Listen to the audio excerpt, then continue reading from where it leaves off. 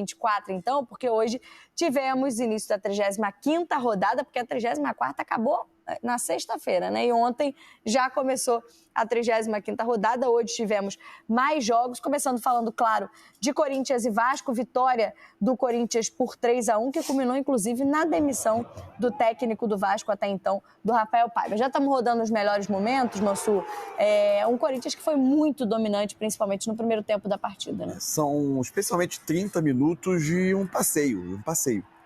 Basicamente, a partir do que esse Corinthians que se desenhou ao longo do campeonato, com as contratações, com um elenco que foi muito reforçado, com o que ele faz de melhor nas mãos do Ramon Dias, que é a capacidade de construção ofensiva, a capacidade ofensiva. Esse Corinthians com bola, a partir de um losango, basicamente, né? Hoje foi o Ranieri como primeiro volante, Carrilho pela direita, Bidon pela esquerda e o Garro como o 10 à frente desse trio de meio-campistas, mais os dois atacantes.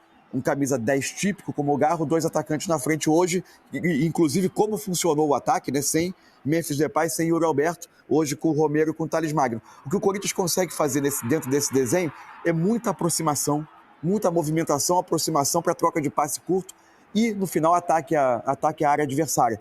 Além desses 4 meio-campistas, muito bem no jogo, a gente está vendo aí dando passe para o gol do Garro, o Romero, quase sempre saindo da linha de ataque, vindo em apoio atrás. E isso fazia com que o Vasco se visse quase sempre envolvido no meio. O Vasco tinha um problema grave desde o início do jogo.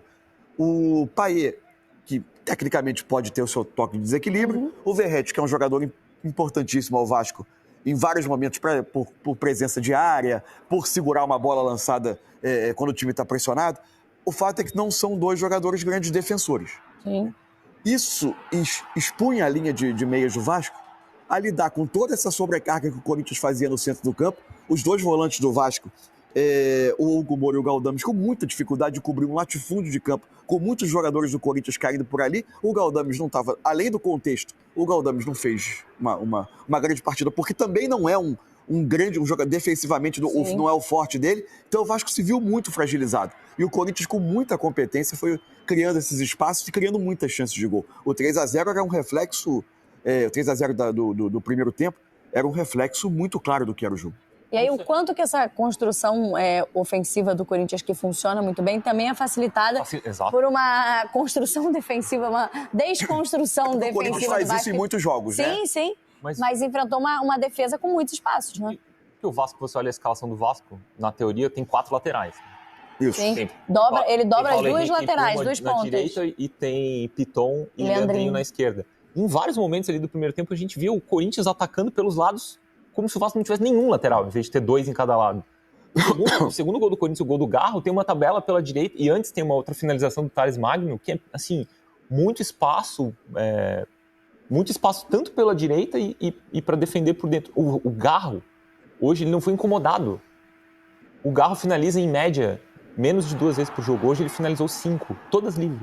Da mesma forma que na última ele poderia ter feito mais. Na última partida, o Alan Patrick, pelo Internacional, também não foi incomodado. Não são características novas desse sistema defensivo do Vasco, né? Que funcionou melhor quando tinha Hugo Moura e Matheus. Quando tinha os dois, funcionava melhor. Hoje, com o Galdames, sofreu muito. E aí, o resultado foi a demissão do Rafael Paiva, né? Que já vinha insistindo com esse mesmo tipo de formação. Hoje, claramente, não funcionou. Logo após a partida na Neoquímica Arena... Olha o espaço pela direita. A facilidade. Sim. Esse é o lance que o Galdames cometeu um erro técnico bem claro. Esse é o terceiro. E surge o terceiro gol. 24 minutos do Garro. Sim. E aí o Corinthians dá até algumas oportunidades. No segundo tempo, o Vasco diminui, né? Faz um gol e... Aliás, só para que apareceu o Garro, claro.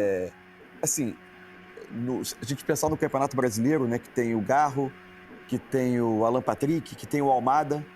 É um campeonato brasileiro com os jogadores com meias ofensivos. Os meias do Bahia foram característica do Everton Ribeiro, o Cauli partindo de uma posição de 9 vindo atrás. A gente tem muitos meias ofensivos de qualidade com essa característica do antigo camisa 10, o Matheus Pereira, com as suas algumas oscilações agora junto com o time, né?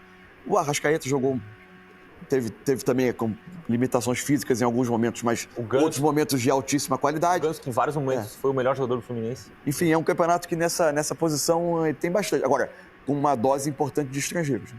muitos, né? E com muita qualidade, de fato, temos esses camisas 10, esses meias se destacando nessa temporada do Brasileirão. Vamos ouvir então o pronunciamento do presidente do Vasco, do Pedrinho, que logo após a partida anunciou a saída do Rafael Paiva do comando técnico do time. Só para comunicar que o Paiva não permanece. Eu quero agradecer aqui publicamente ao trabalho que ele efetuou durante esse período, que já não foi o primeiro. Antes de mim ele já tinha tido uma passagem, onde ele pegou o time também numa situação difícil, entregou numa situação confortável, e comigo agora no comando ele também pegou o time numa situação muito complicada, levou a uma semifinal de Copa do Brasil, alcançou 43 pontos de uma forma muito antecipada, mas é uma decisão que tem que ser tomada, ninguém fica feliz com essa decisão, mas a gente percebeu que era necessário. E amanhã eu faço uma coletiva com vocês para passar a situação até o final do campeonato. Tá bom? Obrigado. Pedrinho, portanto, prometeu, né, uma entrevista coletiva para amanhã, para trazer aí as informações para as últimas partidas do Vasco no Campeonato Brasileiro, né? Ainda tem jogos pela frente. A gente está trazendo aqui os números do Rafael Paiva, que encerra hoje a sua passagem como técnico interino, né? Porque sequer foi oficialmente efetivado como treinador do Vasco, embora tenha sido treinador nessa temporada, nesse Campeonato Brasileiro de 2024. Ao todo foram 31 jogos, 12 vitórias, 8 empates, 11 derrotas, um aproveitamento de 47,3%, 37 gols marcados. E esse talvez o grande problema do Vasco, que não é só do Rafael Paiva, né? Vem desde a última temporada com o Ramon Dias, inclusive com goleadas em casa, mas enfim, 39 gols sofridos, uma defesa que tem sofrido bastante nas últimas temporadas. E lembrar também que o Rafael Paiva levou o Vasco à semifinal da Copa do Brasil, também foi uma das metas atingidas por ele com esse time nesse ano. Agora, a gente tem lá no GE. Globo uma matéria já dos bastidores dessa saída hoje do técnico Rafael Paiva, e alguns pontos que já vinham sendo tratados nos últimos dias. Acho que desde a derrota para o Internacional, quando o Vasco já sinaliza, havia conversas para a possibilidade de renovação de contrato se o Paiva ficaria em 2025, e imediatamente após o jogo contra o Internacional, o entendimento é que não ficaria para o ano que vem, mas ainda mantido até o final do campeonato, com a dúvida se permaneceria até a última rodada. Tem algumas dúvidas no sentido, e aí, Martim, acho que a primeira dúvida é como você leva um treinador a campo para uma partida sem nenhuma garantia, inclusive discutindo, né, se ele permanece até o final do ano e já com a informação de que, olha, a gente achou que você ia ficar para o ano que vem, mas não vai não. Só que continua aí. Vai ter um jogo aí semana que vem contra o Corinthians, importante também, mas ainda é você. Pode ser que você já nem continue mais depois desse jogo, mas continue.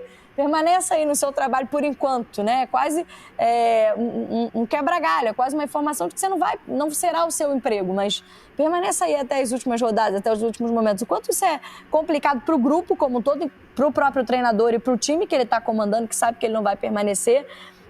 E, ao mesmo tempo, as decisões que aí estão contempladas na informação dos nossos repórteres, na apuração deles em relação a bastidores, de que, por exemplo, a insistência com o Galdames, a utilização de outros jogadores que, por exemplo, o Galdames não vai renovar contrato, sai no próximo mês, e tem ganhado mais oportunidade justamente nessa reta final em que ele não vai permanecer, e algumas escolhas teriam, inclusive, desagradado o grupo de jogadores que não entende os critérios, né? Isso, a reportagem também cita um descontentamento do Verratti com ele, por ter sido substituído e por não ter... Por essas escolhas, inclusive, pela maneira, né, como o time joga, que não o favorece, né? É muito difícil, assim, a gente não sabe o que está acontecendo no dia a dia, a gente não tem todas as informações, mas eu não consigo deixar de pensar que o Rafael Paiva também foi um pouco vítima do próprio sucesso. Sim. Quando ele chega lá atrás para substituir o Ramon, ele faz 3 jogos só, os 3 jogos do Vasco são bons, vence o Vitória, tem um jogo pela Copa do Brasil e perde para o Atlético Paranaense num jogo em que o Hugo Moura é expulso contra o Atlético Paranaense no Paraná muito rapidamente. Sim. Ali o jogo é condicionado por aquilo. Vem o Álvaro Pacheco, que não foi uma escolha do Pedrinho, né? Quando o Pedrinho chega naquela confusão jurídica ali da saída da 777, ele entra, tira o Álvaro Pacheco e resolve colocar o Rafael Paiva como interino, e ele fica e vai dando resultado, e chega um momento do campeonato, algumas rodadas atrás, 2 meses atrás, talvez, 1 mês e pouco, em que o Vasco, você olha a tabela, o Vasco falando em se classificar para a Libertadores, com esses mesmos 43 pontos que tem hoje, e parecia estar acima do que o elenco era capaz de entregar. O trabalho dele parecia estar dando muito certo. E agora, quando tem um momento de estagnação, de variação, ele paga porque ele tinha que... Ele levou muitas expectativas, né? O time brigando na metade de cima da tabela. E essa não é a realidade do elenco do Vasco, do investimento que foi feito. Muito menos do clube. Muito menos do clube, nesse momento difícil até administrativo e tal. Então, isso para voltar à sua provocação ali de como levar um técnico sabendo que ele vai ficar, também são desafios de um presidente que obviamente entende muito de futebol, entende muito de Vasco. A gente teve o prazer aqui de conviver com o Pedrinho e tudo, mas ele é novo na função, né? Então, assim, são desafios que ele também está aprendendo a lidar, né? Então, e pra gente, assim, é difícil também analisar sem saber totalmente. Certamente tem muito mais informação aí que a gente não tem. Inclusive...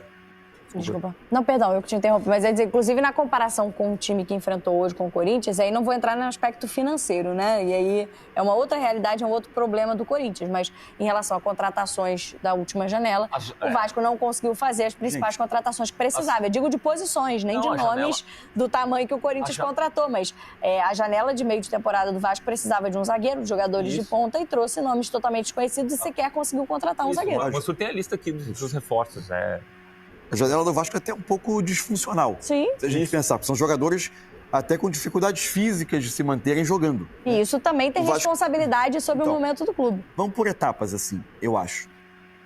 Quando um jogador como o Verratti manifesta dessa forma um descontentamento, como quando outros jogadores manifestam, isso para mim reflete muito um aspecto do futebol brasileiro, que o futebol brasileiro se educou, todo mundo que trabalha nele, todo mundo, inclusive nós, que começamos a especular com o futuro de treinador, porque fomos educados a isso, mas todo mundo que trabalha no ambiente foi educado a aprender que aquela figura é a figura mais frágil de todo o ecossistema. Sim. Então, o futebol brasileiro tem dificuldade de empoderar um treinador. É muito fácil que quando os primeiros resultados começam a ficar ruins, o ambiente externo de cobrança cresce, e o treinador que está ali não é um nome com tanta casca, com tanta fama, com tanta trajetória... Não tem defensores. É muito fácil que todo mundo se descolhe dele, porque aprende que, naturalmente, ele vai ser o primeiro sacrificado desse processo. Então, acho que é difícil você romper com isso, né? É difícil você romper com essa, que é uma cultura histórica, mas esses sinais, para mim, refletem muito do que é o futebol brasileiro na dificuldade de empoderar um treinador, ainda mais um treinador jovem. E aí a gente se pergunta da dificuldade de revelação de treinadores jovens no Brasil, porque o caminho, ou ele é feito imediatamente de vitórias, o que não é normal, porque os primeiros empregos a esses nomes dificilmente vão ser dados nos principais elencos do país e vão ser dados em situações como essa do Vasco. Por exemplo, Fábio Carille. Isso. Chegou, foi campeão brasileiro, tal. Logo ele voltou para essa roda aí de... Porque esse é um outro aspecto. Como o futebol brasileiro se educou a colocar o treinador no centro de todas as discussões. Quando o Carille teve o nome gritado claramente de forma ofensiva na Vila Belmiro, no dia da conquista da celebração do título. Gente, o Santos vem a temporadas inteiras de enormes dificuldades econômicas, administrativas, tensões de toda ordem, quase caindo no pó. Enfim. E aí, ao final da temporada, o primeiro nome que vem à mente da arquibancada é o do treinador.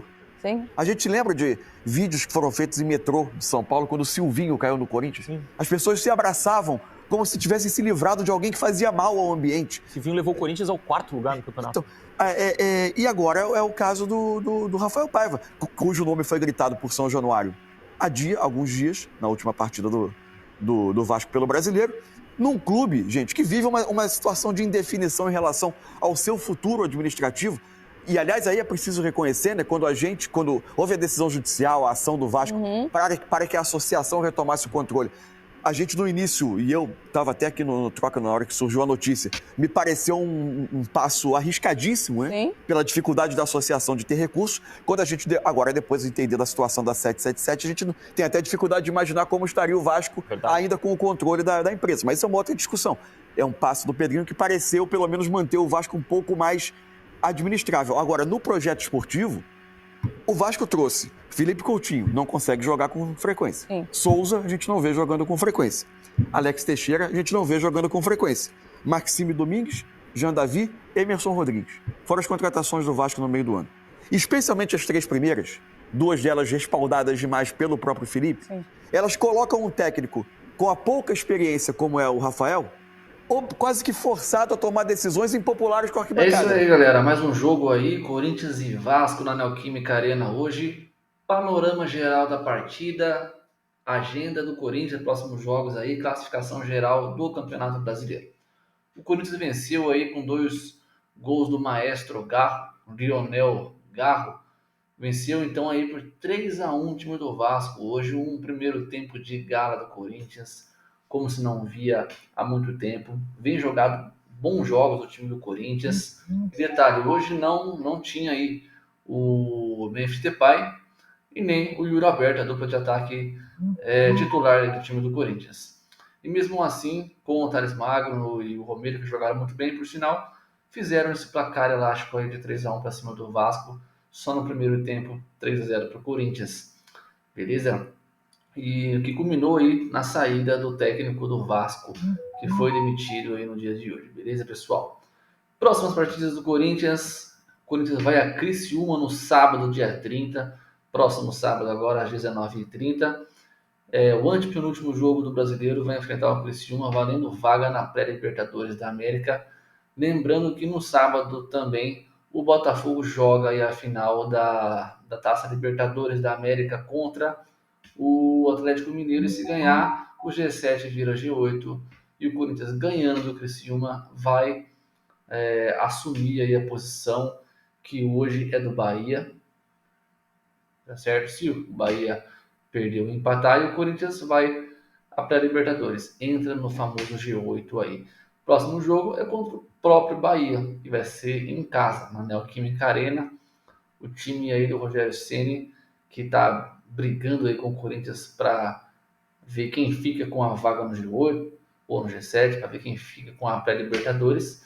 Então, jogo importantíssimo também de concorrência direta para a pré-Libertadores. E o último jogo contra o Grêmio, lá na casa do Grêmio. Então, são esses 3 últimos jogos do Corinthians: Criciúma, Bahia e Grêmio. Beleza, pessoal? Essa é a tabela de classificação do Corinthians, que hoje assume a 9ª colocação com 47 pontos, mesmo número de pontos do Bahia e do Cruzeiro, né? 47 pontos, o mesmo número de pontos do G7. Lembrando que o Cruzeiro tem um jogo a menos. Beleza, pessoal? Então, o Corinthians, que antes brigava aí para não ser rebaixado, hoje briga para ir para a Taça Libertadores da América de 2025 e da Copa do Brasil também, já que o G7 ou G8 vai dar a vaga também para a Copa do Brasil, a Copa Milionária aí do Brasil. Beleza, pessoal? Essas são as notícias de hoje. Aqui o mosaico que o Corinthians fez, um belo mosaico, mais um. Agora todos os jogos o Corinthians anda fazendo esses mosaicos, que são as coisas mais lindas do mundo. Rodrigo Garro vê melhorias no time. O impeachment do presidente Augusto Melo está sendo apoiado aí pela Gaviões da Fiel, pela torcida, a maior parte da torcida, e pelos jogadores, pelo elenco do Corinthians. Todos a favor aí da nova democracia corintiana. Não vai haver golpe, não vai haver impeachment. Beleza, pessoal? Essas são as notícias, classificação e partidas do Corinthians. Para você que não é inscrito no canal, se inscreva, curta, comente e compartilha. E vai Corinthians!